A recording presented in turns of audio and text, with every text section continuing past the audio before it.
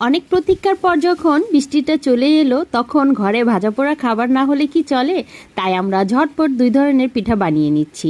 আমি বানিয়ে নিচ্ছি তেলের পিঠা আর আমার হাজব্যান্ড বানাচ্ছে ডিমের পিঠা। আমার হাজব্যান্ডের কিন্তু ডিমের পিঠা খুবই পছন্দ আর আমার তেলের পিঠাটা।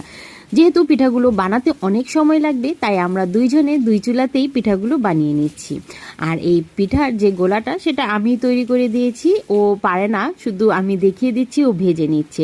এই দিক দিয়ে গরম গরম পিঠা ভাজা হচ্ছে আর ছেলেরা প্লেট নিয়ে চলে আসছে পিঠা খেতে।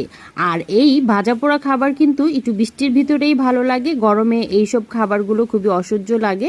তাই আমরা যেহেতু বৃষ্টিটা পেয়ে গেলাম অনেক প্রতীক্ষার পর, তাই এই ধরনের পিঠাগুলো ঝটপট বানিয়ে নিয়েছি। এই হচ্ছে আমাদের পিঠাগুলো। কার পিঠাগুলো সুন্দর হয়েছে অবশ্যই জানাবেন।